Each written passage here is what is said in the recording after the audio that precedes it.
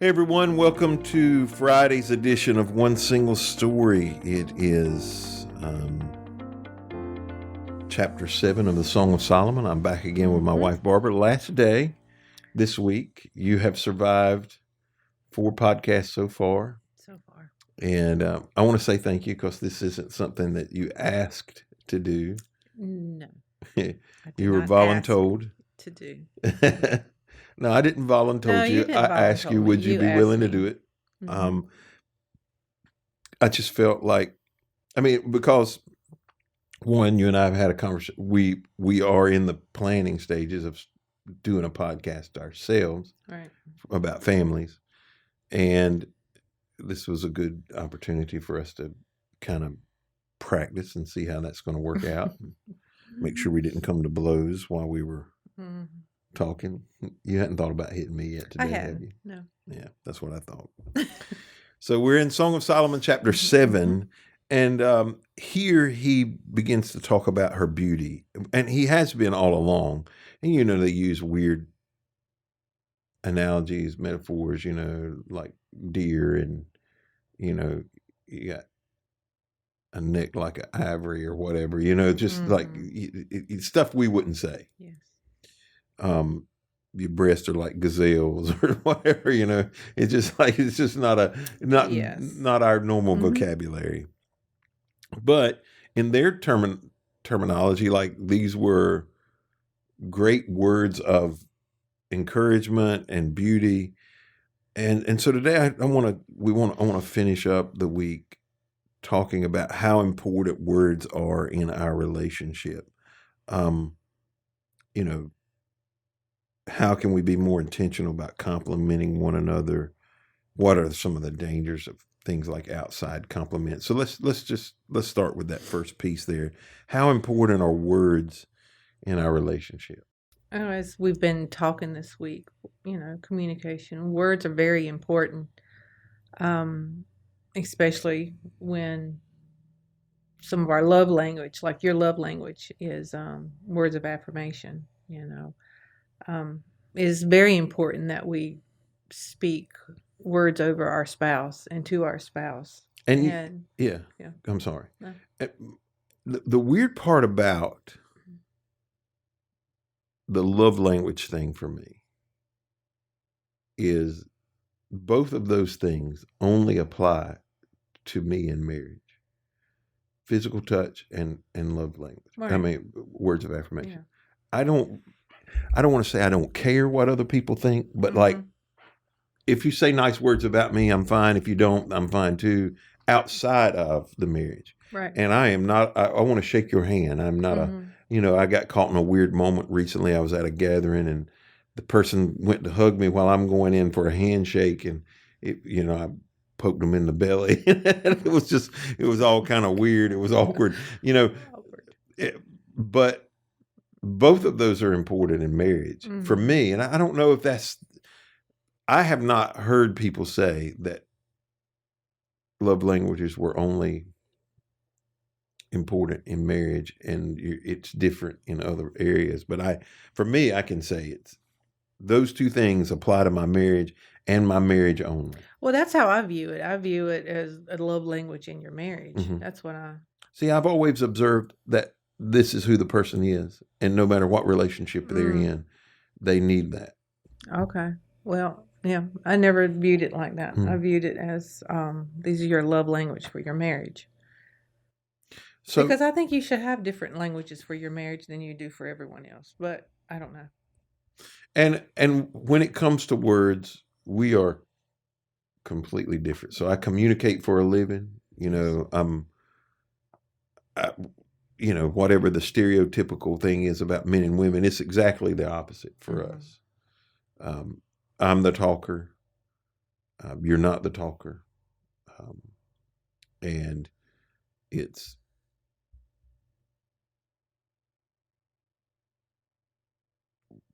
for me saying words is easy. Complimentary words are not as easy. Even though you think I'm better at it than I give myself credit for. not just in marriage, but how critical are complimentary words to one another? Don't take this the wrong way. Sometimes I appreciate your words. I do.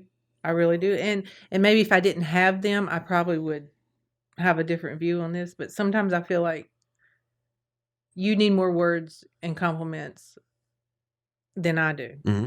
From you. From I'm talking about just from me and you. Yes. But I think if I didn't have that from you, I probably would miss it. But so I think I think they are very important.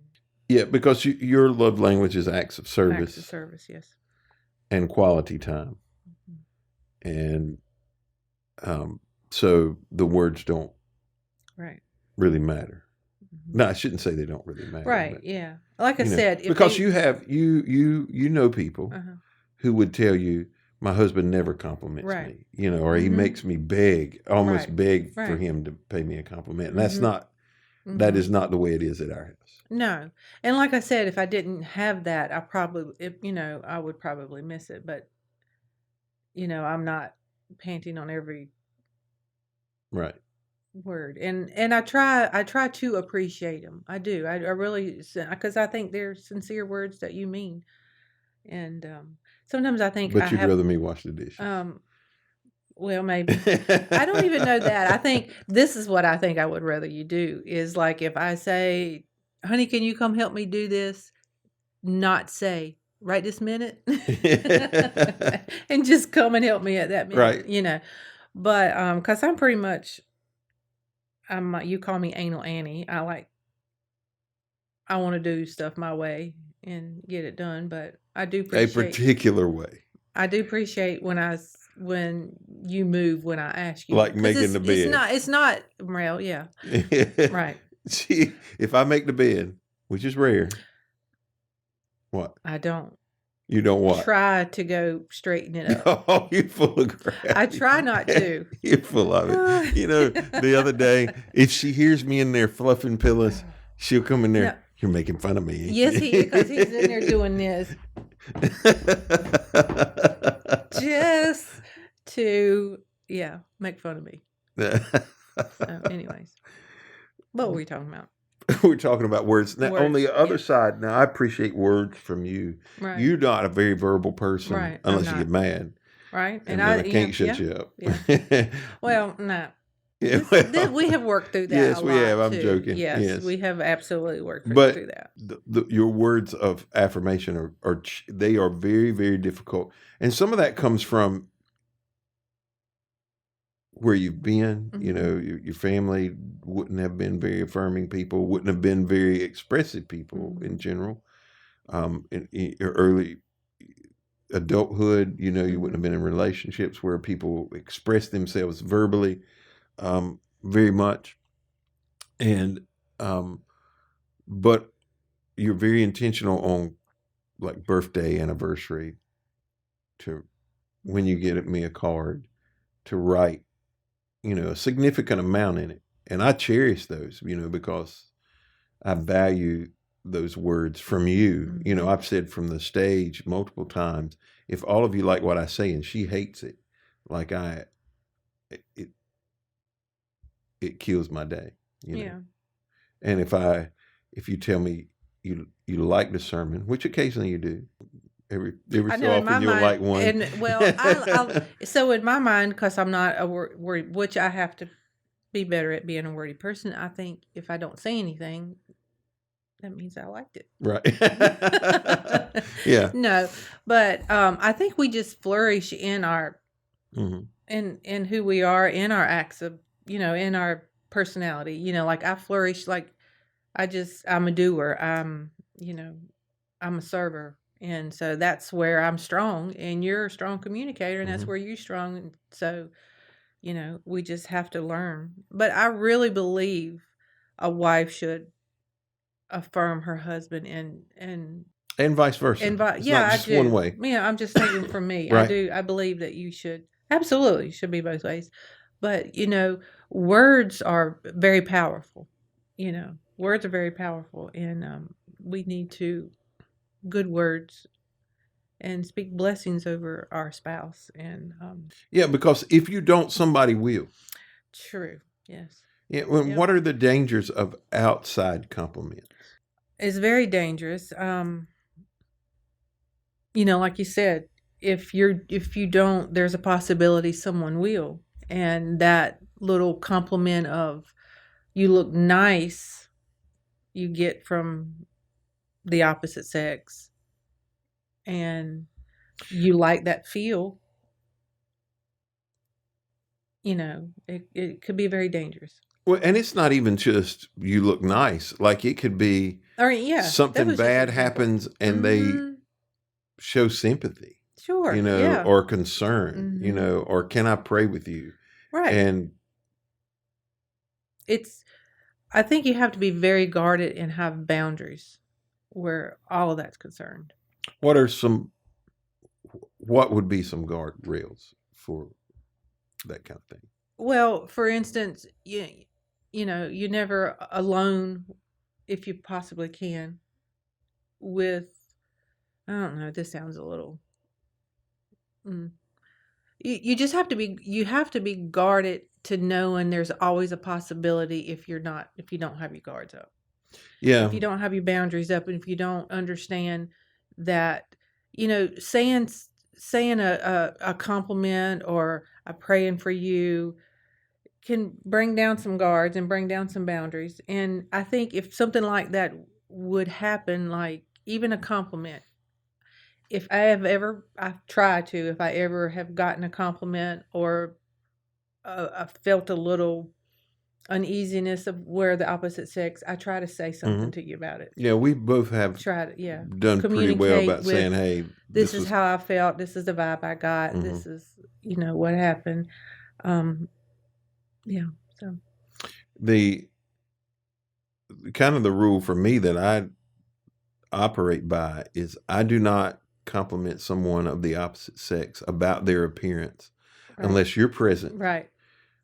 Or their spouse is present, or multiple people are present. Because if you do that individually, one-on-one, like it is nothing more than straight up flirting. Right. Frankly, that's what it is, and can lead to some really dangerous places.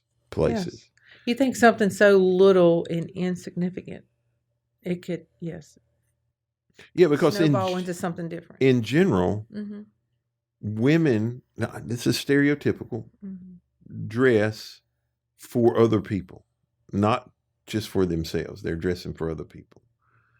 And when your spouse doesn't notice, men, I'm speaking to you, when you don't notice and you don't say something, and they've been dressing for somebody to say something, and somebody does, it can be a real game changer. It would be cracking the door that people aren't prepared to handle. And you have to be prepared. You also have to be prepared to how to handle compliments. And I would say, what Barbara mentioned about if something is said and it's odd. I don't even know how to describe it, because over my time as pastor, probably a half a dozen things that have happened that I just thought, this ain't cool. And I've told you about them, as weird as they were, and none of them were that big of a deal. Right. But it was just, okay, she needs to know so her eyes can be open, so she can, and I can be accountable too. And the same, it works both ways. If you're in an awkward situation, if you talk to your spouse about it, it takes some of the heat off, but the other side of that is when you don't tell, and you start making efforts to get that person to notice or to pay a compliment to you, you're in a really dangerous place. Right. So this is your last hurrah. Anything you want to add for the week that we haven't covered? Anything you want to say? I don't know. Just communication is like very, very important. And work on your marriage. Yeah. Like, spend time with one another, read books together, listen to podcasts together, go to conferences, something, do something. You have to make time. Right. You have to make time for your marriage. Yeah, to move the ball forward. Right. Because if we hadn't, we would be divorced by now. Sure. Like if we had not worked at it and been intentional about it. And some things we've looked into, you know, we just happened to come across a certain topic or that was beneficial to us. Other things we sought out, and, you know, we don't have a perfect marriage, but I wouldn't trade it for nothing. And, you know, we try, I believe, are very intentional to try to make it better every day. There's one thing just popped in my mind. I remember from a marriage seminar class that we took, you know, about communication. The one we have struggled with this in past is fact fighting. You know, when you have an issue, you just want to fight about the facts. You know, this is what I said. No, this is what I said. And you completely miss out on the whole point. On the whole point of things. So yeah, you said a good example would be, you said, I never take out the trash. Right. Well, the facts are that's not true. Right. Right. You know, and we don't fight about the trash, by the way. We don't. The way it works at our house is she takes it, pulls a drawstring and sets it by the door, and then she expects me to take it to... I do not want to deal with it, but for me, once I start a task, I want to finish it. Yeah, but we don't fight about it. No. But if you said you never take out the trash, that's... And you're just trying to fight your points. Right. Yes, I do take out the trash. Yeah. No, you don't. Yeah. Well, if you took it out once, never is wrong, and so it becomes this fact... Yeah.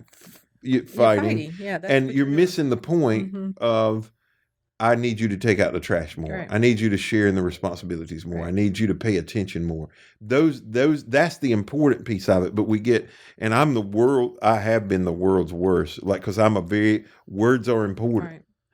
And if you say a wrong word, like, I'm just going to burn your hide over it, or used to would. I'm way, way better. And not just yours. I mean, people I work with would tell you that. Like, if you say something that's factually wrong, I'm just going to crush you with it. And another thing I've learned and still learning and tried to do this is be clear. You know, I need to be clear, not in a roundabout way what I want, but just be clear. You know, I want you to take the trash out. Right. 2 times a week, or I want you, you know, just be clear in your communication of what you want. I've had to learn that too. You know, I just in general would say, but you have to be clear. Yeah. What you want and what you need. Yeah. About everything. Yeah. You just got to be clear about it across the board. That's right. Good. Well, thank you for being here this week. Very much appreciated. Thank you for being here this week. Hope you'll be back next week as we have another conversation, I believe, about the book of Isaiah. And we'll see you then.